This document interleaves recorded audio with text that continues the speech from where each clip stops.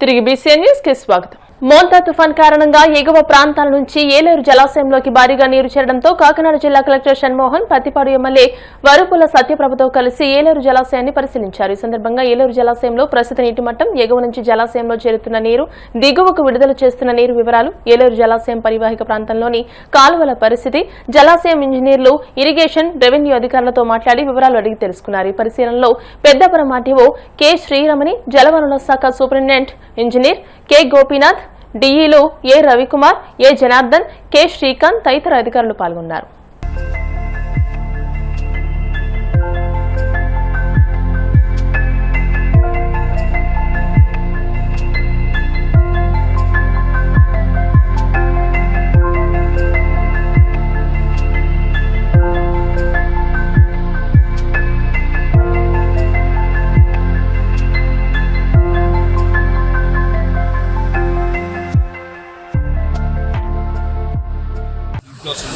Agency Addateegala Rajamohan గట్టే పడిన వర్షానికి almost last time around 22,000 cusecs release చేయాల్సిన టైం వచ్చింది ఒక పాయింట్ ఆఫ్ టైంలో.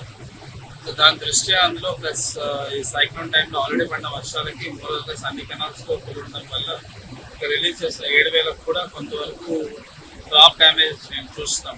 దానిలో అదే అబ్జర్వ్ చేసుకుంటాం. ఎస్పెషల్లీ కిర్లంపూడి, తర్వాత గొల్లపూడి, సామల్కోట రోడ్స్ మీద, కెనాల్ వెంబడి ఉన్న రోడ్స్ మీద ఓవర్ఫ్లో అయ్యి వస్తూ ఉంది. ఆల్మోస్ట్ 6,000 హెక్టర్స్ వరకు హండ్రీగా క్రాప్స్ డ్యామేజ్ అయినట్టు ఎస్టిమేట్ చేయడం జరిగింది.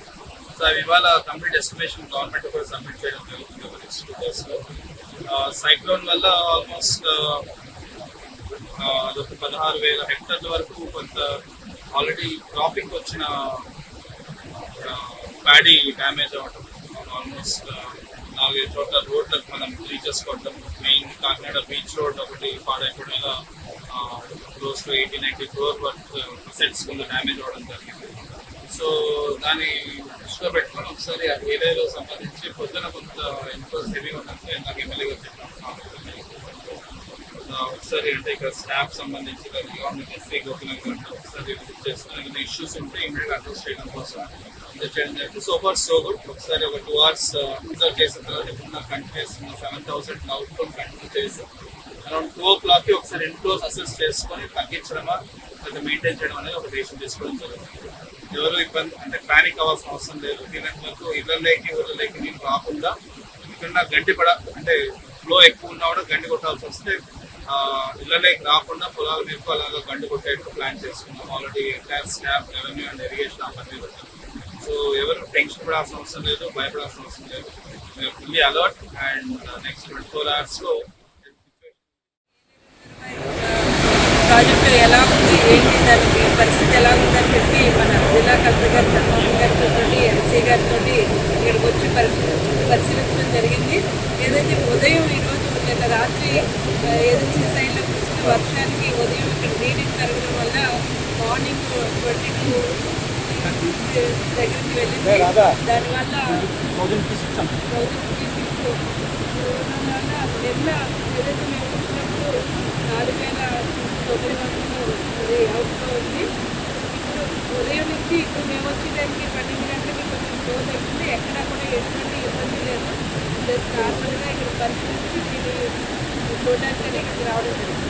దీనివల్ల ఒకసారి అందరికీ కూడా సర్దార్ వల్లభాయ్ పటేల్ 150వ జయంతిని పురస్కరించుకుని దేశవ్యాప్తంగా జాతీయ ఐక్యతా దినోత్సవాన్ని ఘనంగా నిర్వహిస్తున్నారు. పశ్చిమ గోదావరి జిల్లా నరసాపురంలో ఏకతా దివాస్ కార్యక్రమంలో భాగంగా పోలీస్ శాఖ ఆధ్వర్యంలో ర్యాలీ నిర్వహించారు. విద్యార్థులు పెద్ద సంఖ్యలో పాల్గొని దేశ ఐక్యతను చాటుతూ నినాదాలు చేశారు. ఈ కార్యక్రమంలో ముఖ్య అతిథిగా పాల్గొన్న నరసాపురం ఆర్టీఓ దాసిరాజ్ మాట్లాడుతూ సర్దార్ వల్లభాయ్ పటేల్ ను ప్రతి ఒక్కరూ స్ఫూర్తిగా తీసుకోవాలని అన్నారు.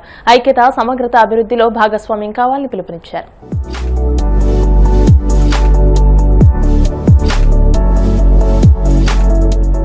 దేశ ఐక్యమత్యం, సమగ్రత, భద్రతను కాపాడటానికి స్వయంగా అంకితం అవుతానని, అంతేకాక ఈ సందేశాన్ని తోటి భారతీయులతో విస్తరింపజేయడానికి గట్టి కృషి చేస్తానని సత్యనిష్టతో ప్రతిజ్ఞ చేస్తున్నాను.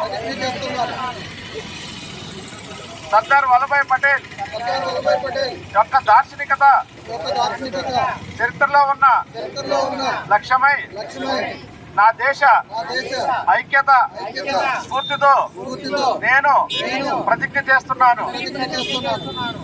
అంతేకాక నా దేశ అంతర్గత భద్రతను పటిష్టపరచడానికి స్వీయ త్యాగ గుణందిన సత్యనిష్ఠతో తీర్మానం చేస్తున్నాను. దేశ గర్వించదగ్గ ముద్దుబిడ్డ అయినటువంటి సర్దార్ వల్లభాయ్ పటేల్ గారి యొక్క జన్మదినాన్ని పురస్కరించుకుని భారతదేశం అంతా కూడా జాతీయ ఏకతా దివస్ని పాటిస్తుంది. అందులో భాగంగా మన నర్సాపురం పట్టణ సిఐ గారి ఆధ్వర్యంలో ఇక్కడ ఒక విద్యార్థులతో ర్యాలీ చేస్తూ వారి చేత ఐక్యత గురించి ప్రతిజ్ఞ చేయించడం జరిగింది. మరి దేశ ఐక్యత సమగ్రత కోసం మన సర్దార్ వల్లభాయ్ పటేల్ గారు ఎంత కృషి చేశారు, ఇన్ని ఒడిదుడుకులు ఎదుర్కొని గట్టిగా నిలబడి మరి ఆయన ఒక ముఖ్య మనిషిగా ఆ రోజు నిలబడబట్టి ఈరోజు మన దేశం ఎంత అఖండ భారత్గా ఏర్పడి ఈ యొక్క మన శాంతి సౌభాగ్యాలతో వర్తిల్లుతుంది. మరి వారు తీసినటువంటి విషయం అనలేనిది. మరి వారిని స్ఫూర్తిగా తీసుకుని మనం ఈరోజు ఏకతా దివాస్ని జరుపుకుంటున్నాము. మరి ప్రజలందరూ కూడా ఎప్పుడు కూడా మన దేశ సమగ్రత, మన దేశాన్ని ప్రేమించాలి, దేశం కోసం పాటుపడాలి. దేశంలో ఉన్నటువంటి ప్రజలందరూ కూడా వారి అభివృద్ధి చెందడానికి మనందరూ సహాయం చేయాలి. మనందరూ కూడా అదేవిధంగా అంతర్గత శాంతి భద్రత విషయంలో రాజీ పడకుండా ఎప్పుడూ మనకి అందరికీ, మన పోలీసు వారికి కానీ మన అధికారులకు కానీ అందరూ కూడా అండగా నిలబడాలి. ఈరోజు మనం దేశం అంతటా కూడా సర్దార్ వల్లభాయ్ పటేల్ గారి యొక్క జయంతి సందర్భంగా ఏకతా దివాస్ అనే ఒక కార్యక్రమాన్ని జరుపుకోవడం జరుగుతుంది. ఆ కార్యక్రమంలో భాగంగానే మన నర్సాపురం పట్టణంలో ఈరోజు ఏకతా దివాస్ సందర్భంగా రన్ ఫర్ యూనిటీ అని చెప్పి కార్యక్రమాన్ని ఏర్పాటు చేయడం జరిగింది. ఆ కార్యక్రమంలో భాగంగా మనం సూర్య కాలేజీ వద్ద నుండి మన అంబేద్కర్ సెంటర్ వరకు రన్ ఫర్ యూనిటీ కార్యక్రమాన్ని కండక్ట్ చేశాం. దానిలో భాగంగానే ఈరోజు ఇక్కడికి ఈ సూర్య కాలేజీ విద్యార్థులు, అదేవిధంగా మా పోలీస్ డిపార్ట్మెంటు మరియు ప్రజలు కూడా ఇక్కడికి అటెండ్ అవ్వడం జరిగింది. దేశం ఐక్యతకి సమగ్రతకి పాటుపడినటువంటి మన సర్దార్ వల్లభాయ్ పటేల్, మన స్వతంత్ర సంప్రదాయుడైనటువంటి సర్దార్ వల్లభాయ్ పటేల్ గారిని భావితరాలు కూడా గుర్తించే విధంగా ఏర్పాటు చేయడానికి ఈ కార్యక్రమాన్ని ఏర్పాటు చేసింది. సిపిఎం జిల్లా కార్యదర్శి వర్గ సభ్యుడు చింతకాయల బాబురావు గురువారం రాజమండ్రిలో గుండెపోటుతో మృతి చెందారు. ఆయన పార్థివ దేహాన్ని పార్టీ నాయకులు, పట్టణ ప్రజలు సందర్శనార్థం తాడేపల్లిగూడెంలోని సుందరయ్య భవనంలో ఉంచారు. సాయంత్రం ఆయన నివాసానికి తరలించారు. కుటుంబ సభ్యుల కోరిక మేరకు శుక్రవారం బాబురావు పార్థివ దేహాన్ని ఏలూరులోని ఆశ్రమ కళాశాలకు అప్పగించనున్నారు. సుందరయ్య భవనంలోని బాబురావు భౌతిక కాయాన్ని ప్రభుత్వ whip Tadepalligudem MLA Bolisetti Srinivas, MLC Borra గోపిమూర్తితో కలిసి సందర్శించి నివాళులర్పించారు. అనంతరం బోలిశెట్టి మాట్లాడుతూ కార్మిక లోకానికి బాబురావు మృతి తీరని లోటని అన్నారు. సిపిఎం నేత మరి కార్మికుల ఆశాజ్యోతి చింతకాయల బాబురావు మన మధ్యన విషయాన్ని మనం జీర్ణించుకునే విధంగా ఉంది. ఎందుకంటే ఆయన కార్మికుల తరపున తప్ప ఈరోజు వరకు ఏదైనా మాట్లాడితే కార్మికులు న్యాయం జరగాలని ఆలోచనలో పనిచేసిన వ్యక్తి. మరి ఆయన గత 6 సంవత్సరాలుగా హార్ట్ ఆపరేషన్ చేయించడం, ఆ తర్వాత నుంచి కూడా చురుకైన పార్టీ కార్యక్రమాల్లో కానీ కార్మికుల ఇష్యూలు కానీ అదే పాత్ర పోషిస్తూ ఉన్నారు. మరి సడన్గా ఈరోజు మన మధ్యన లేరన్న విషయాన్ని తాడేపూడిలో యావత్తు ఏదైతే కార్మిక లోకం అంతా కూడా జీర్ణించుకోలేని విధంగా మరి ముఖ్యంగా ఉన్నటువంటి సిపిఎం లీడర్గా ఎంతోమంది మున్సిపాలిటీ కానీ, జట్టు కార్మికులు కానీ, రైల్వే యూనియన్ కానీ, ఈ మార్కెట్ జడ్జి కానీ అన్నీ కూడా తనదైన పాత్ర పోషిస్తూ అటు వ్యాపారస్తులకు ఇబ్బంది లేకుండా, ఇటు కార్మికులకు ఇబ్బంది లేకుండా సమాంతరంగా నడిపే వ్యక్తులు సమాజానికి చాలా అవసరం. అలాంటి పరిస్థితులు ఉన్నప్పుడు ఇలాంటి వ్యక్తులు లేకపోవడం, మరి బాబురావు మన మధ్యలో లేకపోవడం చాలా బాధాకరం. ఆయన లోటు కార్మికులకు తీర్చలేనిది. ఆయన మరణాన్ని ఆయన కుటుంబానికి నా ప్రగాఢ సానుభూతి తెలియజేస్తూ వారి కుటుంబానికి మా అందాన్ని ఎప్పుడు ఉంటాయని కూడా నేను తెలియజేస్తాను.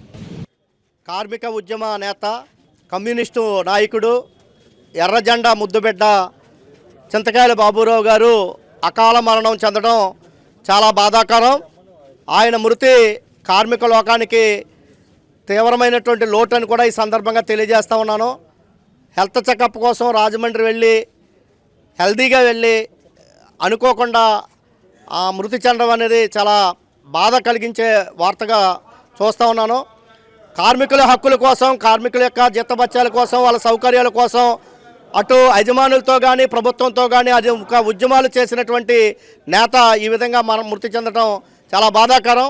ఇటు కార్మిక ఉద్యమానికే కాకుండా ఉపాధ్యాయ ఉద్యమానికి కూడా ఆయన చేదోడు వాదోడుగా ఉంటూ అనేక ఉద్యమాన్ని ముందుకు తీసుకెళ్లడంలో ఉన్నారు.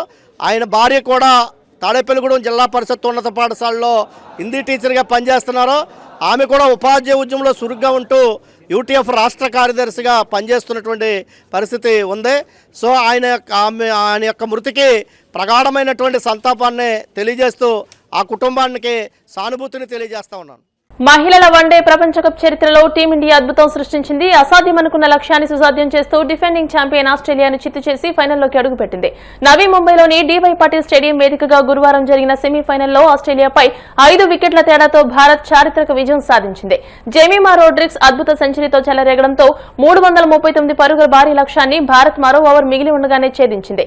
ఈ విజయంతో భారత్ మూడోసారి ప్రపంచ కప్ ఫైనల్స్ కు చేరుకోగా ఆస్ట్రేలియా 15 మ్యాచ్ల విజయ పరంపరకు తెరపడింది.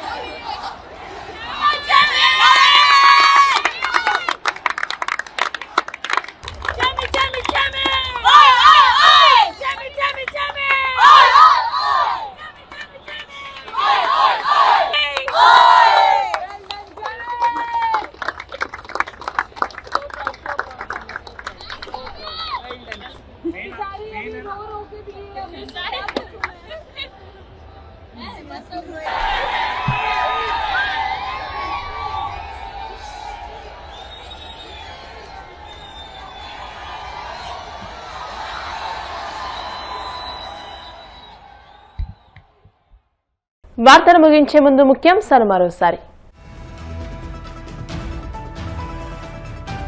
మోందా తుఫాన్ ప్రభావ పరిస్థితి, పంట, ఆస్తి నష్టంపై సీఎం చంద్రబాబు సమీక్ష. 5 రోజుల్లో నివేదిక ఇవ్వాలని అధికారులకు ఆదేశం. కూటమి ప్రభుత్వం అధికారంలోకి వచ్చాక రైతుకు భరోసా లేకుండా చేశారు. తీవ్ర స్థాయిలో విమర్శలు గుప్పించిన మాజీ సీఎం వైసీపీ అధినేత జగన్. మోందా తుఫాన్ కారణంగా పంట నష్టపోయిన రైతాంగాన్ని కేంద్ర రాష్ట్ర ప్రభుత్వాలు ఆదుకుంటాయి. కేంద్ర మంత్రి భూపతిరాజు శ్రీనివాసవర్మ భరోసా.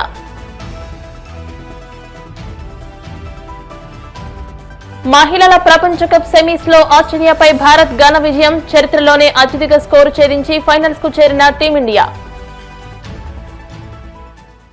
ఈ వార్తలు ఇంతటితో సమాప్తం. మరిన్ని వార్తల కోసం BCN digital YouTube channel, Facebook page ని ఫాలో అవ్వండి. అప్డేటెడ్ వార్తల కోసం ప్లీజ్ సబ్స్క్రైబ్.